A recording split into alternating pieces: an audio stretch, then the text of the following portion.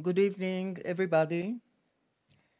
Dear Professor Stephen Greenblatt, Stephen, dear colleagues, dear friends, I'm delighted to serve as the chairperson of the Buber Lecture and to say later on some words about Stephen Greenblatt, our honorable Buber lecturer, who will speak on Shakespeare's Second Chance. But first of all, I would like to call upon my dear friend, the president of the Academy, Professor David Harel, to convey his greetings. Dear Academy members, there are several here, and all of the participants here in the auditorium and those joining us online or later offline.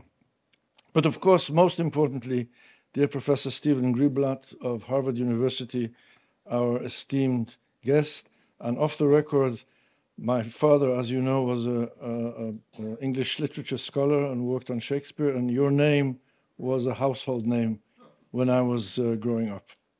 I would like to extend to you, Professor Greenblatt, a very special thanks for agreeing to come here and honor us, even though we are not going through an easy or enjoyable period at all.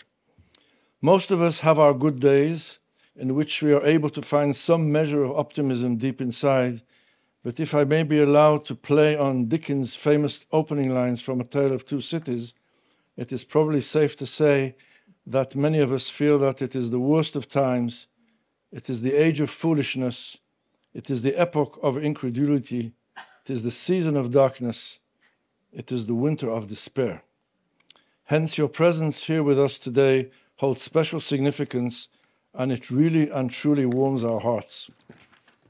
Martin Buber, the first president of the Israel Academy of Sciences and Humanities, in whose memory we have this annual lecture, saw great importance in making academic research accessible to the general public, so that this memorial lecture series carries on that legacy, as do our other two annual series, the Einstein Lecture and the Darwin Lecture.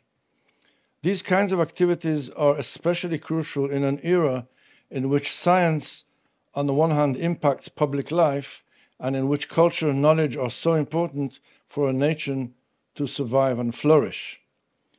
However, over the last year or so, we have had to fight against several vicious political efforts to influence or take over some of the most revered scientific and cultural institutions in Israel. The most recent of these is last week's abrupt decision by the Minister of Education to cancel the process of recognizing outstanding research, art, and creativity in the form of the Israel Prize. I cannot help but wonder what Martin Buber would have felt about this saga, having won the prize himself in 1958. Or, for that matter, what responses we would get from some of the other luminaries who received the Israel Prize that very same year. They include Gershom Scholem, the Academy's third president, Shai Agnon, Nobel Prize winner, and the person whose view on this would be the most interesting to hear, former Education Minister Ben-Zion Dinur, who actually received the prize twice, in 1958 for Jewish studies and in 1973 for education. But most important is the fact that Dinur was the key figure in initiating and establishing the Israel Prize itself. And at the present, with war raging at home and academic freedom under threat, one is also curious about the guidance Martin Buber might have offered on the relationship between academic freedom and truth. His philosophy of authentic dialogue provides some clues. His concept of I-thou relationships emphasizes mutual understanding and respect, values which are at the heart of both academic liberty and truth-seeking. Though Buber did not explicitly link the two, his work suggests that academic freedom is essential for pursuing and spreading truth through collaborative exploration. To quote him, "The hope for humankind lies in ever-renewed dialogues between the holders of different truths." Turning now to our guest, and I'm sure Nili will do a great job in speaking more about him, it would appear that Professor Stephen Greenblatt requires little introduction.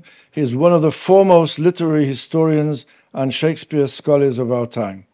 Over his acclaimed decades-long career, Stephen Greenblatt has extensively analyzed English Renaissance culture through historical and artistic lenses, illuminating the cultural context of the Renaissance through an interdisciplinary approach. And as an author, Professor Greenblatt has delved extensively into Shakespeare's studies and the shaping power of stories within human cultures.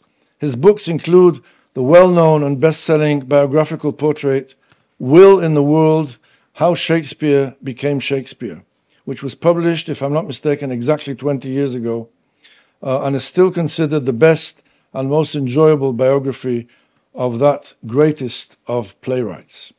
Professor Greenblatt's interdisciplinary study of Renaissance culture echoes this academy's ethos of integrating art and knowledge, creativity, and hard science. For myself, I await with excitement and eagerness the insights he will be sharing with us today into Shakespeare and his work. In closing, I'm reminded of Shakespeare's wise fool in As You Like It, who proclaims that a fool thinks himself to be wise, but a wise man knows himself to be a fool. This highlights the humility that intellectual honesty demands of us, acknowledging the gaps in our current understanding, with academic freedom encouraging us to explore those gaps without fear of judgment and subject to no constraints whatsoever. As we can glean from both Shakespeare and Buber, we must champion open inquiry, debate, collaboration, and growth. Once again, dear Stephen, we are deeply grateful for your being here today, and I'd like to thank the Academy staff whose efforts have made this event possible, including Sima Daniel, Ziva Dekel, Neta Peretz, Yaakov Rotman, Kochi Mimran, Michael Zaguri, and Yossi Schweig, all led by our wonderful CEO, Galia Finzi. Thank you very much.